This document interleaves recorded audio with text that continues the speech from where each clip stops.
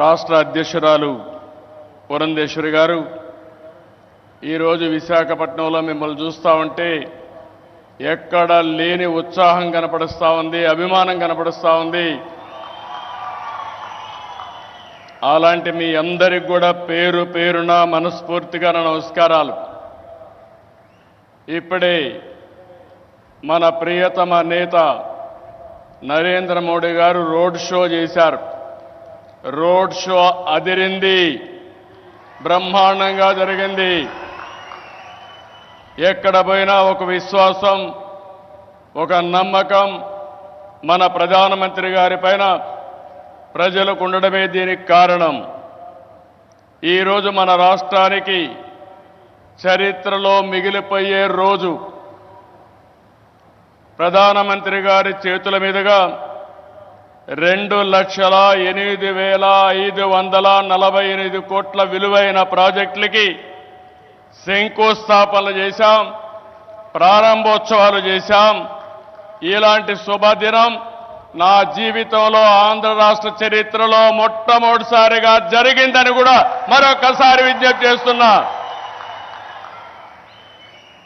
Green energy, NTPC green hydrogen park Pudimadaka దగ్గర 1,85,000 కోట్ల రూపాయలు పెట్టుబడులు పెడుతున్నారు. విశాఖపట్నం చిరకాల వాంఛ రైల్వే జోన్ 5 ఏళ్లు భూమి ఇవ్వకుండా కేంద్రం ఇవ్వాలన్నా ఇవ్వకపోతే 52 ఎకరాలు భూమి ఇచ్చి ప్రధానమంత్రి గారి ఆశీస్సులతో విశాఖపట్నం రైల్వే జోన్కు పనులు ప్రారంభమైనాయి. ఫార్మా రంగం ఈరోజు మీరు చూస్తే బల్క్ డ్రగ్ పార్క్ కోసం నక్కపల్లిలో 1,877 కోట్ల రూపాయలు పెట్టుబడులు పెడుతున్నాం. Chris city industrial area Krishnapatnam 2,300 కోట్ల రూపాయలతో పెట్టుబడులు పెడుతున్నాం. 7 రైల్వే ప్రాజెక్టులకు శంకుస్థాపన చేశాం. 6,177 కోట్ల రూపాయలు పెట్టుబడులు పెడుతున్నాం. 3 రైల్వే ప్రాజెక్టులు ప్రారంభం చేస్తున్నాం. 5,718 కోట్ల రూపాయలు ప్రాజెక్టులు ఈరోజు ప్రారంభమవుతున్నాయి. 10 జాతీయ రహదారులకు శంకుస్థాపన, 321 కిలోమీటర్లు, దగ్గర 4,593 కోట్లు.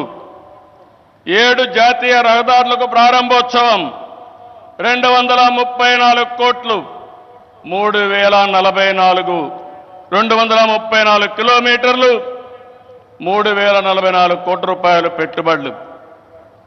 ప్రభుత్వం వచ్చి 7 నెలలైంది. నరేంద్ర మోడీ గారు మొదటిసారిగా ఎన్నికలైన తర్వాత ఇక్కడికి వచ్చారు. వచ్చిన వెంటనే మీరు చూస్తే 2,548 కోట్లకు ప్రారంభోత్సవాలు, ఫౌండేషన్లు వేశారంటే ఆంధ్ర రాష్ట్రం మొత్తం వినపడేట్టుగా గట్టిగా చప్పట్లు కొట్టి నరేంద్ర మోడీ గారిని అభినందించాలి. ఇది మనం వారికి తెలియజేసి ధన్యవాదాలని చెప్పి కూడా నేను మీకు తెలియజేస్తున్నా. ఈరోజు మీరు ఒకసారి చూస్తే ఇలాంటి అనేక కార్యక్రమాలు అనునిత్యం చేపట్టి అభివృద్ధి పనులన్నీ చేస్తూ అసాధ్యాన్ని సుసాధ్యం చేసి ప్రజలకు దగ్గరైన వ్యక్తి నరేంద్ర మోడీ గారని చెప్పి నేను మీకు తెలియజేస్తున్నాను.